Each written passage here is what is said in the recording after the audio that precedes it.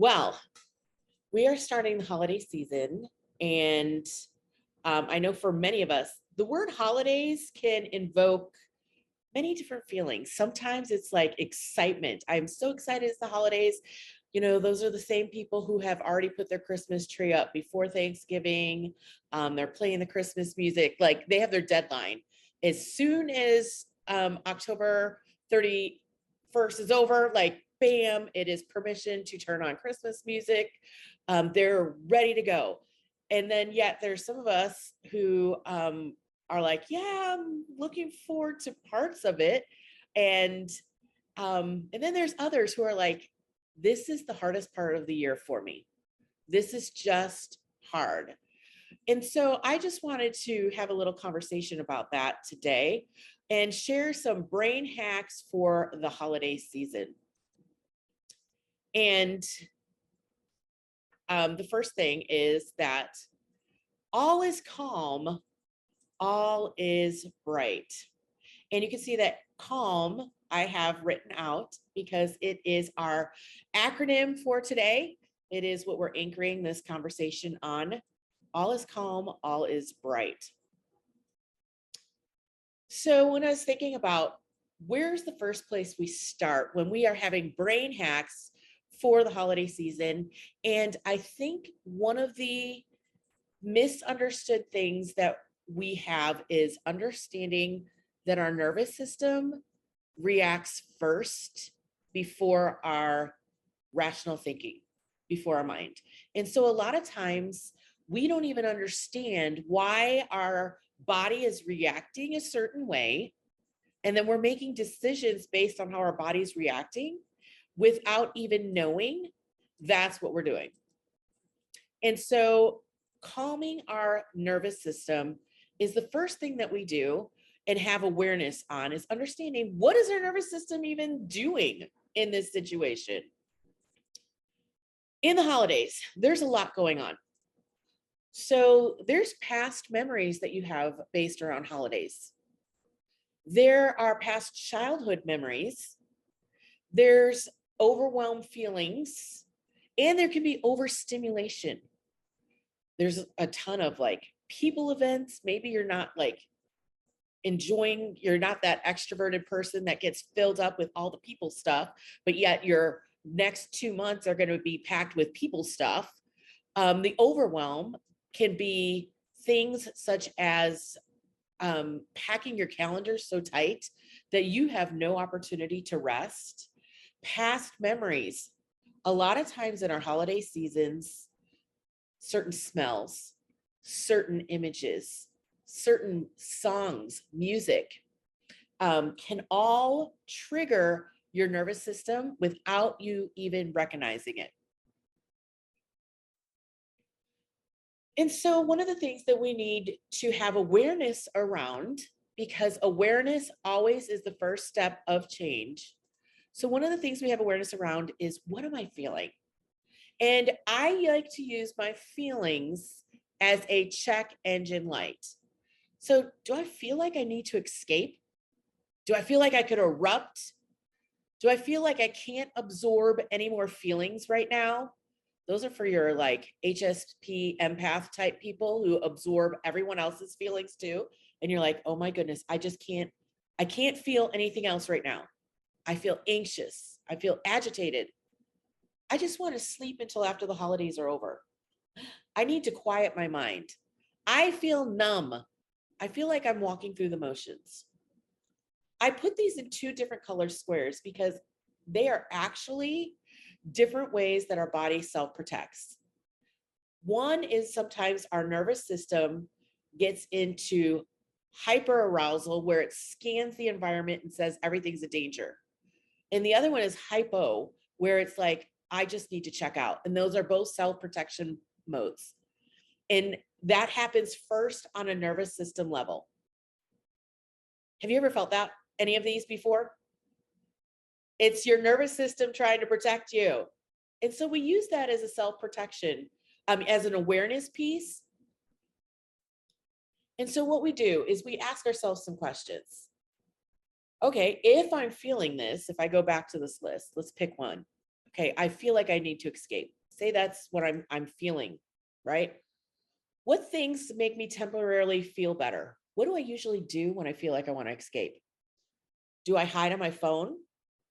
Do I go in my room and shut the door and isolate from the family? Are there pros to that action? Yes, I can gather my thoughts. Are there cons? Maybe I could stay in there too long where my family feels like I'm avoiding them, right? What else can I try? And here, the main hack here that I want you to recognize is that your nervous system is playing a part of your self-protection.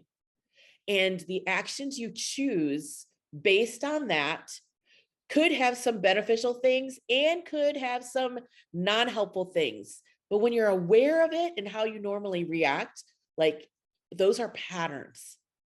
And you get to decide now, do I want to keep operating in this pattern? Is this pattern working for me?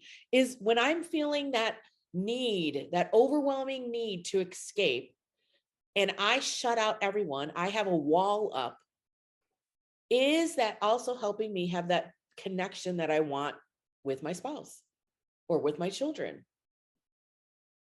And so this is the awareness piece that we get to bring to the holiday season, because the holidays somehow,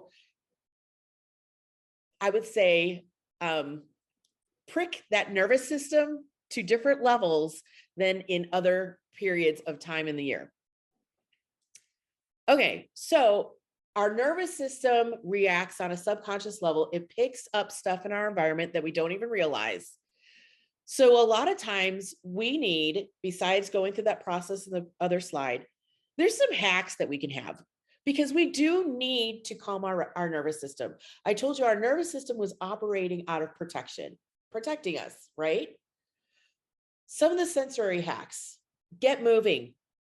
I live in the Midwest, so in the winter it's cold. I'm not allowed to use that as an excuse. There are things like I have an upstairs. I could walk up the stairs, up and down, right? I could bundle up and go for a walk. Get moving somehow. Even if you don't feel like it, moving changes your body state. It helps get different hormones moving, some of your happiness hormones going. And so that can help calm your nervous system. Another sensory hack: add fun to your to-do list, because a lot of times we have this mental to-do list that feels heavy and we feel stressed. But fun, when we laugh releases a lot of endorphins. It changes our hormonal system and it helps calm our nervous system. So add some fun. Choose to rest. This is a whole talk in itself, and some of you ladies have heard me talk about rest. Choose to rest. In this season, like I said, there's overstimulation. You might need to take a little bit of a sensory rest. You might help your kids and your family take a bit of a sensory rest, where that could look like, if there's so much, like you're out in an event and there's all the Christmas music going on, the Christmas lights going on, different people, different movies, displays, all this technology going around. You might have to bring your family in and say, okay, we're just going to read stories by our fake fire on our YouTube app. They do have, there's a fake fireplace that you can just put on. But a sensory rest, physical rest in this season, you might find that the schedule that you have for the holiday season is at a faster pace than your normal season. You get to pick the pace. I just want to let you know, you can pick. But physical rest is also a way that your nervous system needs to have that time to reset. And so a physical rest could be sleeping, could just be resting, could be slowing down. But then there's also the soul rest, where it's almost your state of being, that I can be restful in the midst of all that's going on. I could have this state of being because I'm choosing, for me, it's choosing to rest in God's strength for me in this season. And so that belief that, you know what, God supplies all my needs, and that includes my energy needs, my physical needs, all of that, that gives me that soul rest to be able to tackle whatever needs to be tackled during the holiday season. Another sensory hack, touch, grounding. Grounding means, like, you know, go outside, even if it's cold out, go touch a tree, go for a walk, go pet some animals, give a hug. If you don't have someone to give a hug to, give yourself a hug. Like, it feels weird, but honestly, it's so good. And if you actually like kind of tap on your clavicle bone, both sides, it helps calm your nervous system, especially if you're feeling like you just want to erupt or your nerves are on edge. That can go. Okay. Anchor, weighted blanket, fuzzy slippers, all those tactile things. Those help your nervous system. Fourth, the next, what is it? 1, 2, 3, 4, fifth, anchor yourself to what you can physically feel in your environment with your 5 senses, especially when you feel like you're on edge. You could say, okay, I, you know what? I can smell that my kids are baking cookies. I can hear that they're happy. They're not fighting. I can see that, you know what? We're okay. Because sometimes our nervous system goes on high alert based on past situations and tells your brain that that's the same, quote, dangerous situation it was back then. But then you have to calm yourself and say, okay, nervous system, we're actually safe right now. And that becomes a process of re-regulating your nervous system to not be on such high alert. And for anyone who has dealt with any type of trauma, especially around the holidays, you will find that your nervous system is on high alert. And part of the work is awareness that it's trying to protect you. Not putting on this, oh my goodness, I shouldn't be feeling this way because I got over it. No, your nervous system is still picking up stuff. It could be a smell, it could be a song, it could even be a person that you see. And having that compassion for yourself and helping your nervous system just lower, like not learn to not be in such high alert. And that takes some process. It's a process, it's a practice. And so you utilize some of these sensory hacks. So C was calm your nervous system. A is awareness of your thoughts. And that is second, because a lot of times our nervous system is firing first before our brain even knows why. But then we get to pay attention to what our feelings are, because not a lot of times, our nervous systems will help us think that that's what our feelings are. Let me show you this next slide. When I was talking about what we were feeling with our sensory, those were actually thoughts. These are the same things. Those were thoughts. They weren't feelings. But for many of us, we start with those thoughts to identify what our body is feeling like. And so that's why I went ahead and kept them there. The feelings are the sensation that your body's having. Are you feeling this like nervous jitteriness? Are you feeling like your heart is like there's a weight on your heart? Are you feeling like there's a clamp around your throat? Are you feeling like there's like you're open to everything? Or do you feel like everything's just closed tightly around you? Those are the feelings, but these are the words a lot of times we use to express our feelings. But these are actually thoughts, and that's a good thing, because this is the second area during the holidays that we need to have awareness around are our thoughts, because we do have a choice with those.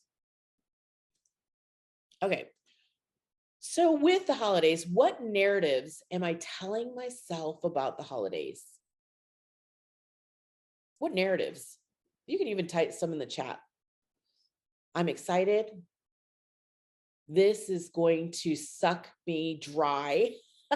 I'm going to have no energy left in January. I'm just going to sleep in January. I'm looking forward. Like, what narratives Everything's going to be done. If anything gets done, it's going to be on me. These are all the stories that we are telling ourselves about the holiday season. And then what ifs? What ifs are you telling yourself?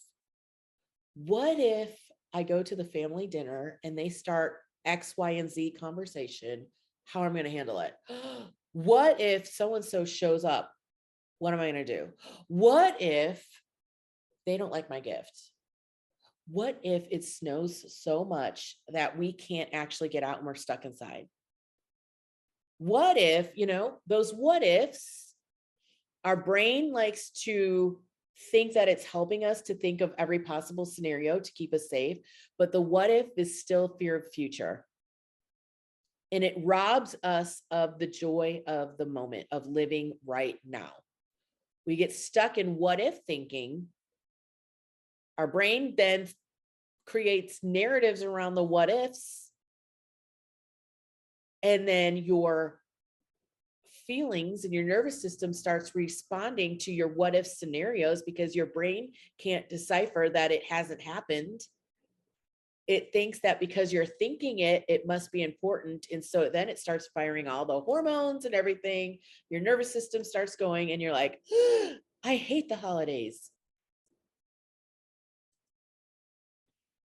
So here is a brain hack.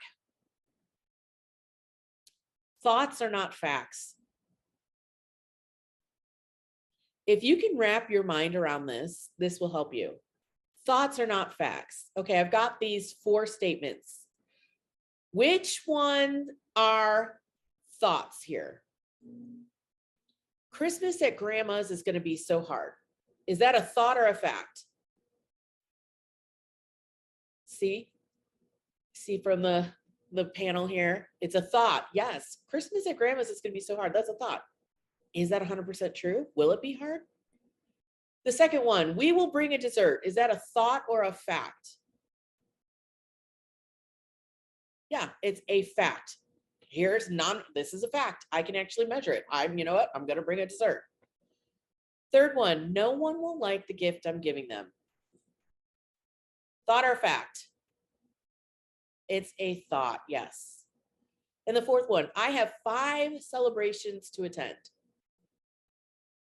That's a fact. I've got, it's written down, it's measurable. That's a fact. But a lot of times we think the thoughts that we are thinking are fact. That they are the actual facts of our situation, that they're the actual facts of what's going on, but they're not. And so we have this tool called the mind map. And this is a tool many of you already are familiar with, but for those of you who aren't, this is where we are becoming aware of our thoughts.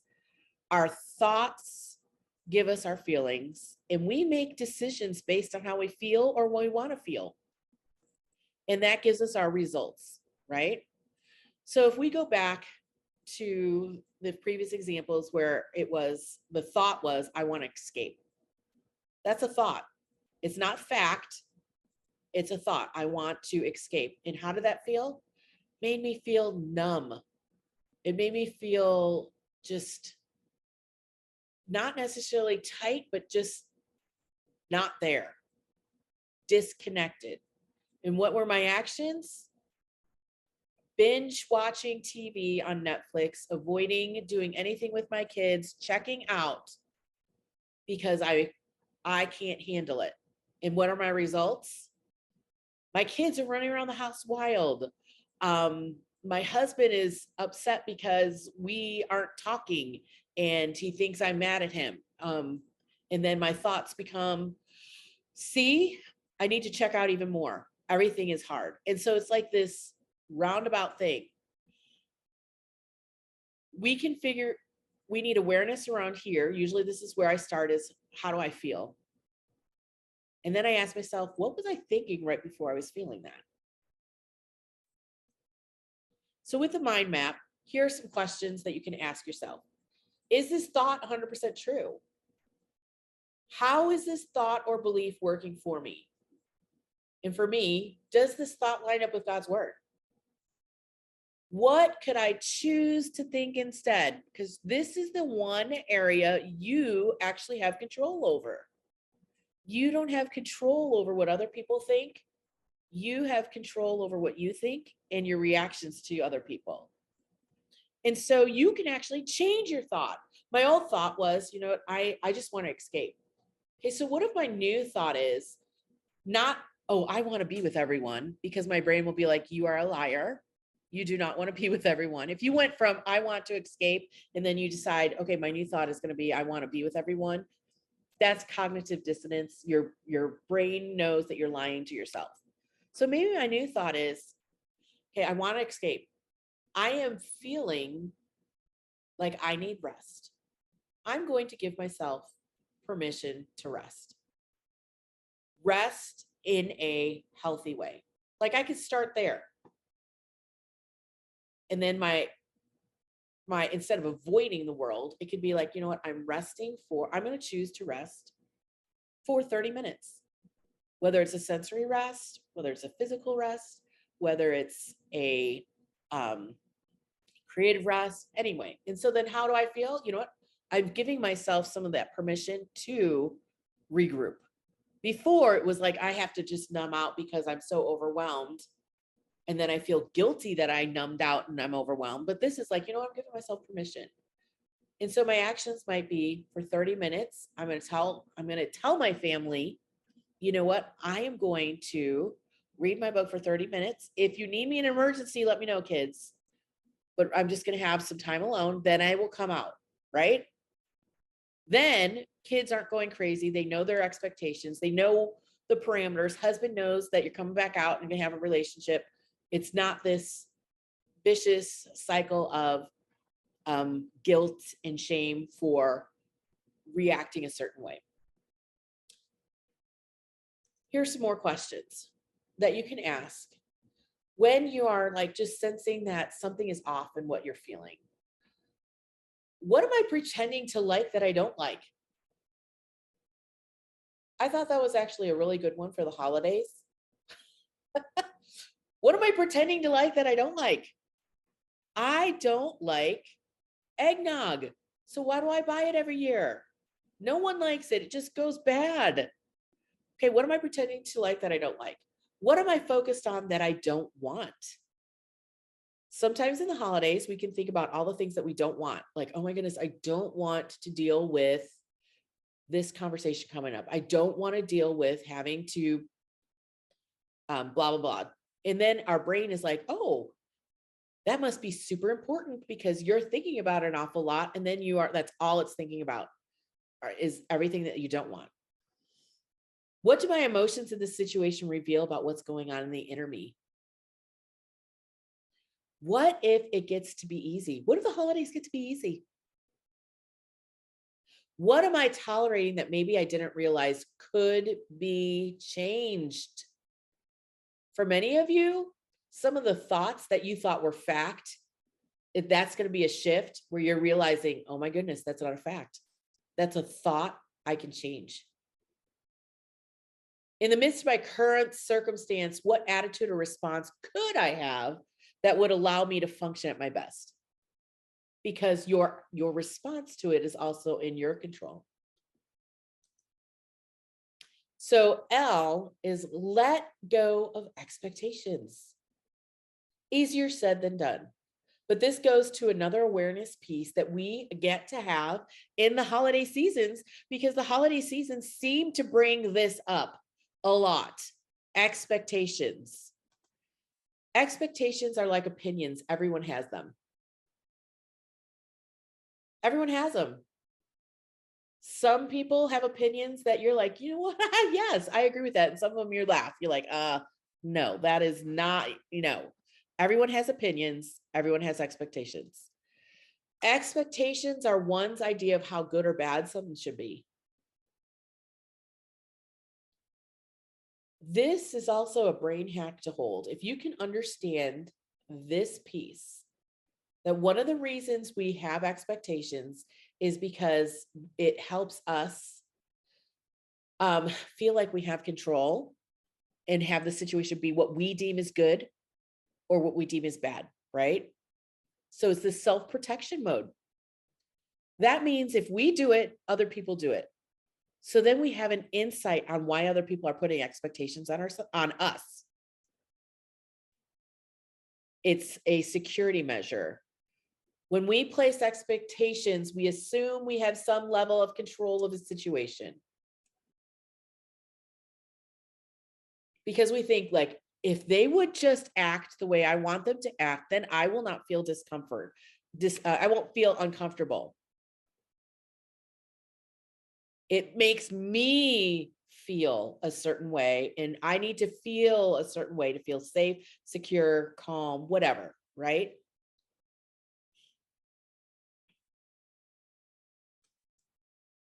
And unmet expectations cause frustration and resentment, and unresolved frustration and resentment just causes anger.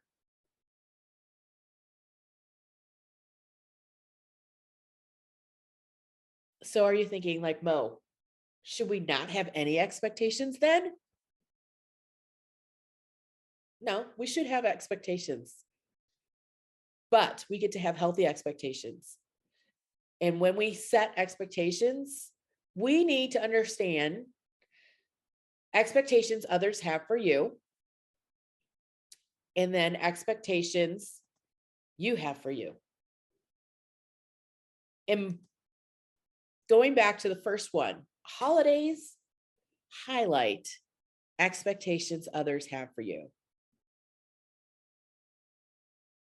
And so when you start to have awareness on their shoulds, that's usually a word that they will use when talking, like, you should bring pecan pie this year, because we always bring pecan pie, always. So you should bring it. Well, should I? Obviously, that's a little keyword to help you know, oh, wait, we're moving into expectation zone. So for me, I'm in a new season where I have 3 married children starting off their own families. And so in the holidays, I had to make this decision. What am I going to expect of my grown children during the holidays? What expectations? And based on just some things I had to walk through early on with holidays and being a newlywed, I decided that, you know what? For me, it's important that my children build their own holiday traditions with their own new immediate family, whatever that looks like. And I'm not going to take it personally if they decide to spend a holiday with me or not. I gave them that choice instead of having that expectation of, you know what, our family always meets on Christmas Eve, so therefore you will come, right? Those are those expectations that the holidays somehow bring up. And then we get to decide, for many of us, we work on appeasing because we don't want to rock the boat. And so this is where awareness on what the expectations are gives you a choice to either go along with it. Like, yeah, you know what? I can live with making a pecan pie because I will just go buy it at the store, put it in a real pie thing without the thing. They'll think I made it. I'm fine. I'm good with that expectation. Or you can be like, you know what? That doesn't align up with my heart for this season, my goal. I love you, but that's not an expectation that I feel like is my job to fulfill. So understanding what expectations others have for you, and in the holidays, usually it's extended family. Usually, not always, but I mean, it can be a combination. But also in the holidays, expectations you have for you. Are you expecting yourself to make this the most memorable, magical Christmas, holiday season, Thanksgiving for your children? What pressures are you putting on yourself? That I have to have 5 beautifully decorated trees, and the house has to smell like things are baking all year long, all season long. Like, what expectations do you have for you? And those are the same shoulds. Why should you? Why should you? Why should they? And I should probably have added a third one, the expectations you have for others. So the expectations others have for you, the expectations you have for you, and then the third, which isn't on here, that I will add, the expectations you have for others during this holiday season. And as I mentioned before, you know what? Having healthy expectations are good, but those expectations need to be communicated. And like I said, expectations are like opinions, everyone has them. Whoever you're communicating those expectations to needs to also have a say in it, because you're expecting them to perform or do a certain thing. And it has to line up with their priorities and values as well. And that's where the healthy communication gets to come, when we are communicating healthy expectations.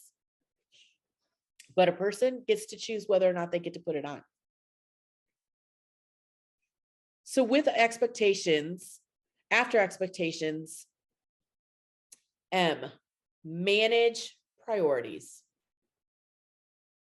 In the holidays, everything can seem like it's a squeaky wheel and needs your attention. Everything. There's going to be so many good things. You're going to have friends inviting you to this, that. Maybe you don't, but you see the event things all going on. Oh my goodness, look what they're doing. Their family went to 5 Christmas light shows. we haven't done one. Like there's all this comparison that's just forefront through social media. Oops, wrong direction. With your priorities, traditions can be retired. If it's no longer a priority for you in your family season, it can be retired and new traditions can be built. I remember sharing this in a talk with some women, some moms, and this one idea brought such life to a young mom who had been under such a burden to be keeping certain family traditions that were causing so much overwhelm for her. And they were her own traditions that she had started with her older kids, that she was just like, I cannot keep up these anymore. But she was telling herself, because I am not doing it, I'm a bad mom. See how those stories come? And there was this freedom here where she was able to say, you know what? That was a great tradition for that season, but we're going to try something else. We're going to try something else. And a lot of times it, like, traditions can look like, I have to cook a 5-course meal and for Christmas Eve, Christmas Day, Thanksgiving, New Year's Eve, New Year's Day. Like, I have to do all of that. Well, do you? Think about the traditions that might actually be expectations that you or other family members are putting on. You get to decide, how do I want this to work? What memories do I want to make with my family this year? What activities line up with our family values that I'm willing to say yes to? Because there's a lot of opportunities during the holidays that are going to vie for your attention. But your job is to determine, do these line up with my priorities that I have for my family? Do they line up with my values? Is this in line with the memories and how I want my family to feel during this holiday season? Or am I just adding busyness? Am I just thinking that if I do this, I'll look better? Like, understanding how our thoughts and the stories we tell ourselves are causing us to act and then make decisions based on how we're feeling. And so that means if you can say yes to something, you have full permission to say no to other things. This is you fighting for those priority things. There might be a lot of good things, but one of the work here for women is to fight for the best thing.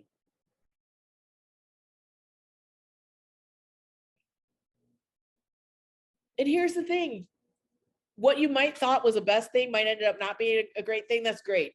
It gives you information to make a decision next time. But does it line up with the priorities I want for my family during this holiday season? If your priorities are connection and slowing down, then packing your calendar full of places to go is not lining up with your values or your priorities. If you're spending all of your time in the kitchen and it's causing you to feel angry because no one's helping you, or that you have all this mess to clean up afterwards and you're feeling resentful, is that lining up with your value of connecting with your family? What could change?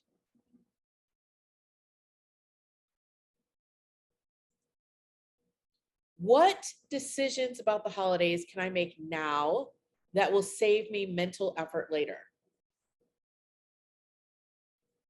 So these are things like you can already make decisions on what gift giving is going to look like. You can make decisions on meals like, you know what? I'm going to cook one main meal during the holidays, and then everyone's going to bring something like an appetizer. It could be that during the holidays, we will only go out like for one holiday event a week, not every night of the week. Like, what decisions can you make about the holidays now that you can use as a decision-making filter? You can already make it done so that when it comes up, you're like, okay, we already decided. I already decided this is what we're going to do.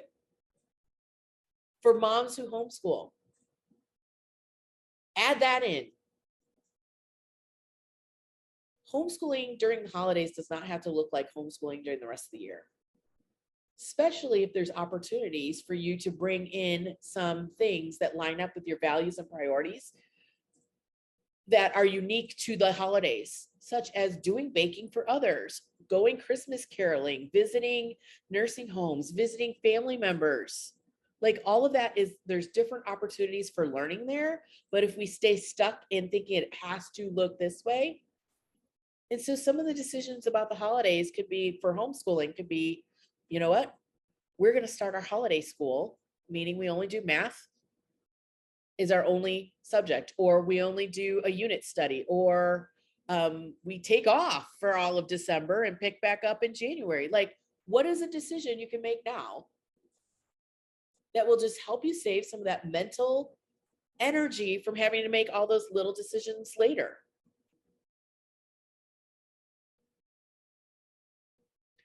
So those were some of the brain hacks. Calm our nervous system. Have awareness around our thoughts. Let go of expectations and manage priorities.